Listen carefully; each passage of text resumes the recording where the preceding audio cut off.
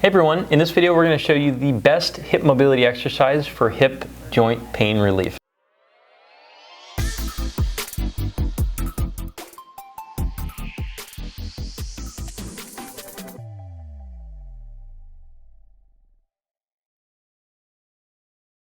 Hey everyone, my name is Sebastian, this is Desiree. Hi everyone. We're from the locally world famous chiropractors in Costa Mesa, California.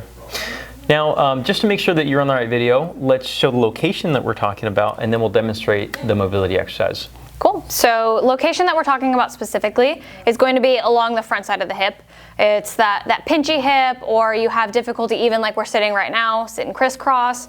You might get some of this, or even just a little bit of this like outer hip pain as well. Okay, yeah. So why don't we just go into the exercise, then go ahead and line your back for me. Okay. So there is a lot of different versions of this type of exercise pattern.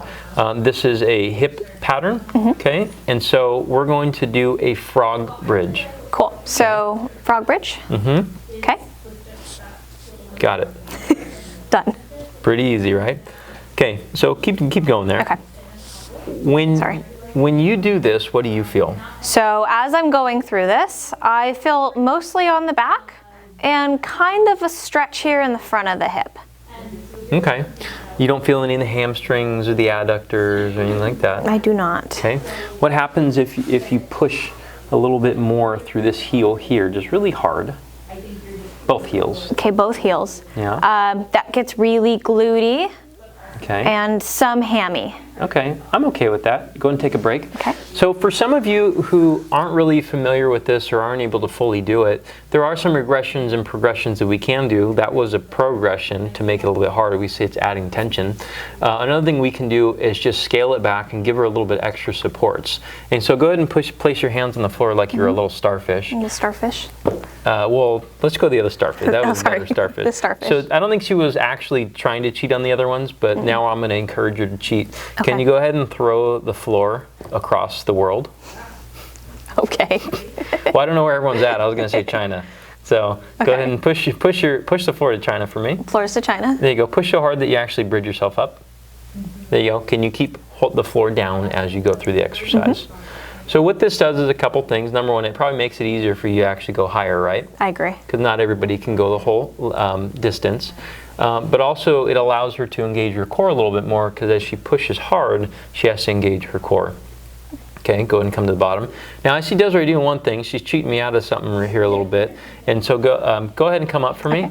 And so push really hard. And you see how she's almost sliding out of frame? Okay, go ahead and come down.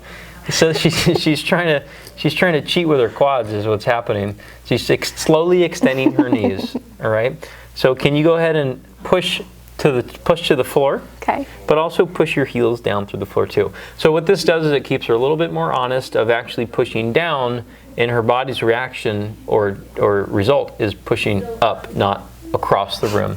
The reason why this is significant is because if we're trying to get a little bit of hip mobility, it'd probably be beneficial to not challenge the knees quite as much, although they will be in the process. Yeah, I agree with that. Do you have any additions to this?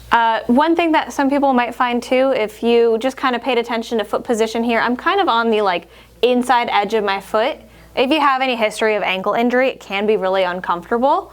So you can always modify this. So same but different. Rather than keeping the feet together and letting the knees fall out, you can just take a slightly wider foot placement here. It's a little bit more ankle friendly or easier for some people with any previous history down there.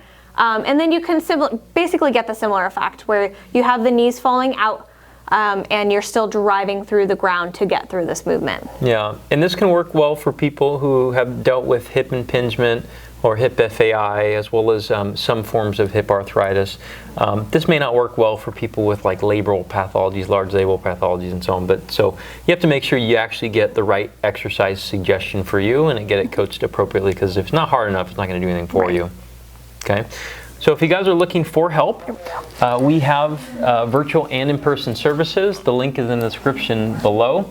We also have a YouTube channel full of a bunch of videos like this. So if you're looking for different variations on YouTube, we have hundreds and hundreds of videos on hips and groins and low backs and so on. So reach out to us. We'd love to help you out if we can.